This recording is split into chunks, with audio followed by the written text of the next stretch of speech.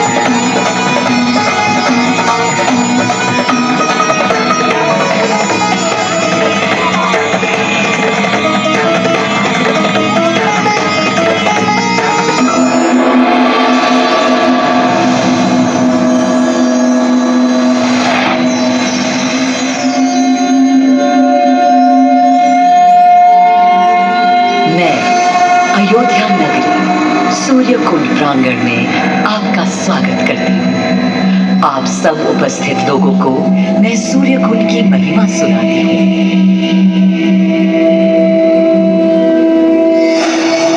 भारत की मिट्टी अनेकों दिव्य आत्माओं की जन्मस्थली है, पर आज मैं आपको कथा सुनाऊंगी भगवान विष्णु के उस अवतार की, जिनके अवतरण से मैं पावन हो गई सदा सदा के लिए। माँ कौशल्या की गोद में जन्म लिया मर्यादा पुरुषोत्तम श्री राम ने अधर्म के नाश के लिए, धर्म की विजय के लिए। किंतु उन्हें अयोध्या त्याग 14 वर्ष के वनवास पर जाना पड़ा। पुनः वो घड़ी आई जब सीता माता के साथ उनका पुनः आगमन अयोध्या में हुआ। हर्ष था चहुओर और उल्लास था हर दिशा में। वो घड़ी बस आने को थी जिसकी प्रतीक्षा में मैं विद्वत थी जाने कब से। प्रभु राम का राज्याभिषेक बस होने को था, हर कहीं उत्सव था, पर इस उल्लास पर दुविधा की कालिमा छा रही थी। श्री राम प्रसन्न नहीं थे। राज्याभिषेक का कोई उत्साह उनके चेहरे पर नहीं था। उन्हें राज्य का लोभ नहीं था, सिर्फ अपनी प्रजा की चिंता थी। सबके मन में एक ही प्रश्न था, कौन हल कर सकेगा श्री राम की इस दुविधा को, मिटा सकेगा इस अंधकार को? किसके तेज से छट जाएगी ये क्रांति? अरे वही जिसके वंशज हैं श्री राम, जो स्वयं सशरीर धरती पर पधारेंगे श्री राम को राम राज्य समझाने।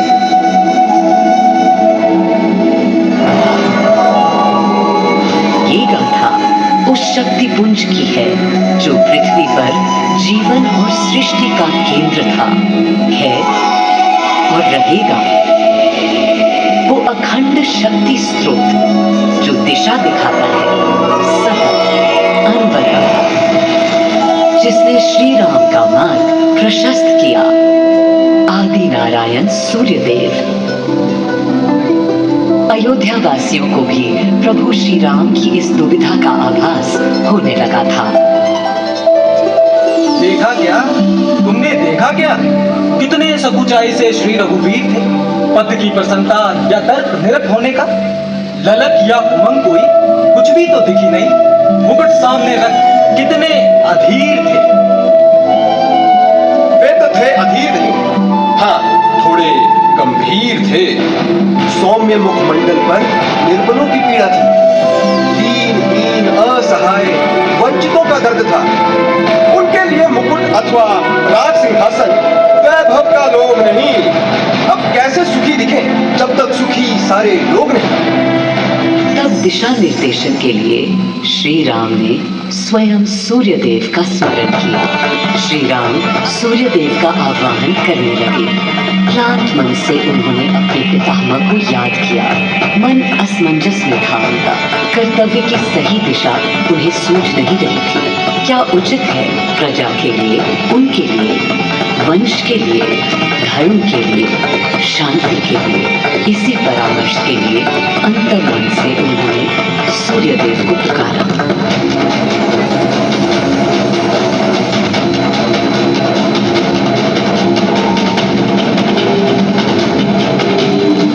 मैं अयोध्या पवित्र से पवित्रतम हो गई हूँ।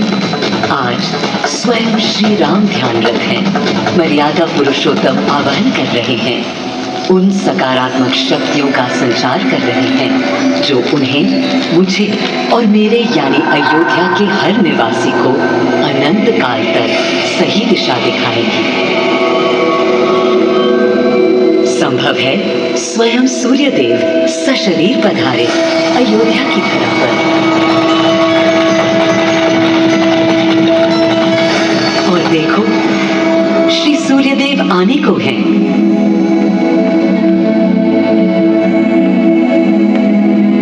उनकी पहली किरण के स्पर्श से कलियां एक एक कर खिलने लगी। जीवन की कांति हर ओर धीरे धीरे फैलने लगी।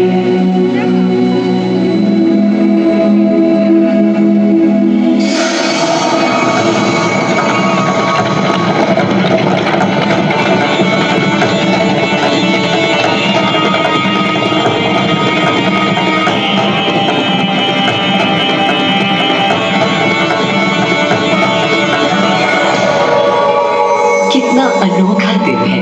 स्वयं सशरीर अपने अलौकिक स्वरूप में पधारे हैं श्री सूर्यदेव नारायण, और उनके अधीर मन के संशय मिटाने को।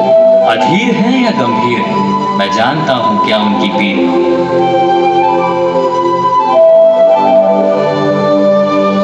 माँ कौशल्या को प्रणाम। कहाँ है राम? अरे भूलूं ये बात कि कौन बड़ा है। आज्ञा हो तो आपके चरण छू लूं। अरे नहीं नहीं, ये क्या करते हैं आदि पुरुष? ऐसा अनुग्रह सर्वथा अनुचित है। राम वंशज हैं आपके, क्यों पाप का भागीदारी बनाते हैं पितामह? पितामह पितामह होंगे हम ब्रह्मलोक, अब धरती पर जनलोक में आ गए।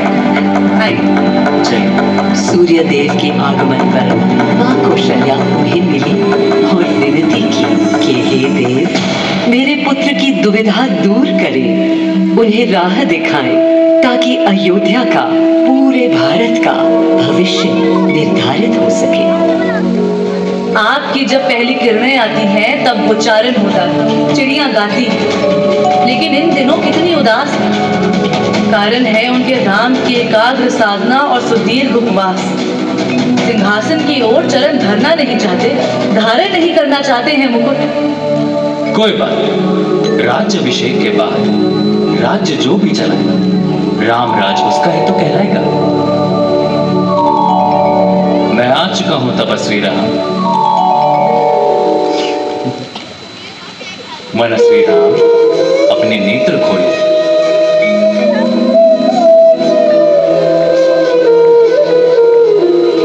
प्रणाम पितामह, प्रणाम। प्रणाम मेरे राम, प्रणाम। पितामह, राम राज्य क्या है? राम स्वयं पूछ रहे हैं कि राम राज्य क्या है। पुनर्ता नया प्रश्न है। अभी तो आप कह रहे थे जो भी मैं चलाएगा। कह रहा था कि राम राज्य में राम के लिए भी विधान होंगे। आदिदेव, कुछ अनुमान तो मुझे है, लेकिन अब आप बताइए क्या विधान है?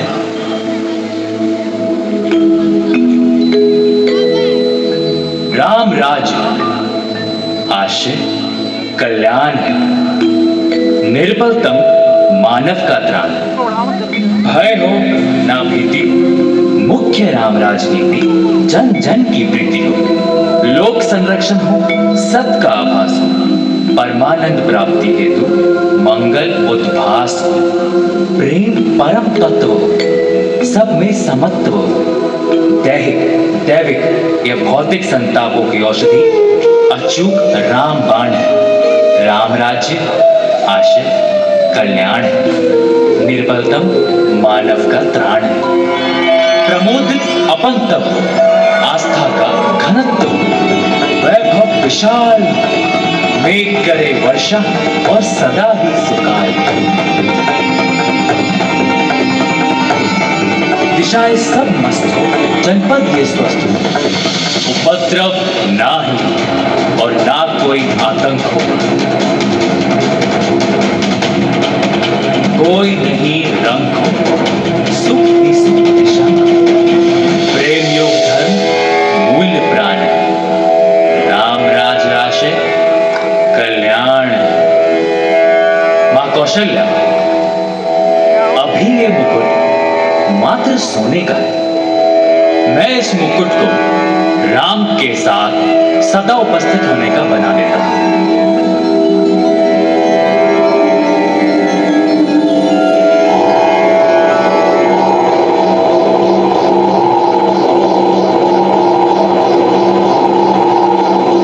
स्वयं सूर्यदेव ने मेरी यानी अयोध्या की धरती पर श्री राम को राम राज्य का वर्णन सुनाया, उसका आधार रखा और उनके मुकुट को अपनी रश्मियों से आशीर्वाद दिया। श्री राम के नेतृत्व में हर ओर खुशहाली, प्रेम, शांति और संयम फैला। हर ओर रोशनी, प्रकाश और जीवन का संगीत गूंजने लगा। राम राज्य का पथ दर्शाकर चल दिए सूर्यदेव पुनः अपने लोक, ताकि अनंत काल तक अयोध्या ही नहीं पूरा विश्व उस शक्ति का संचार अनुभव कर सके। हर दिशा खिल उठी श्री राम के राम राज्य से। सूर्यदेव के स्पर्श से पावन हुई मेरी धरा, पर जहां उनका रथ रुका था वहां स्वयं यह कुंड बन गया। समय बदला, मेरा और इस कुंड का स्वरूप भी बदलता गया। स्कंद पुराण के अनुसार यह स्थल घोषार्क तीर्थ के नाम से भी जाना जाता है। जब प्रतापी राजा घोष यहाँ आए और उन्होंने ऋषियों को यहाँ स्नान करते देखा तो स्वयं भी किया, जिसके बाद उनका शरीर दिव्य, निरोगी और अलौकिक हो गया। और इसी कुंड के जल से उनकी काया भी कांतिमय हो गई। यहाँ की गई उनकी घोर तपस्या का तेज आज भी अनुभव किया जा सकता है। दिन बीते, साल बीते और फिर अनेकों सदियों के बाद राजा दर्शन से यहाँ आए। यही तपस्या करने के बाद उन्होंने यहाँ सूर्य मंदिर, कुंड और चारों ओर घाट का निर्माण कराया, जिससे यहाँ की प्रजा भी इस अलौकिक कुंड का लाभ उठा सके। सूर्यदेव के महात्म्य से मैं अयोध्या और तेजमय हो गई, और इसका प्रमाण इस सूर्य कुंड और समीप स्थित गरिमा में सूर्य मंदिर से स्थापित हो जाता है।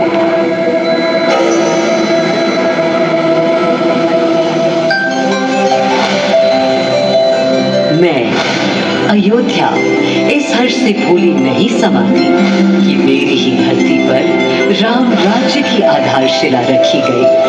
आज भी अयोध्या एकता, आस्था और शांति के लिए उदाहरण बनी हुई है।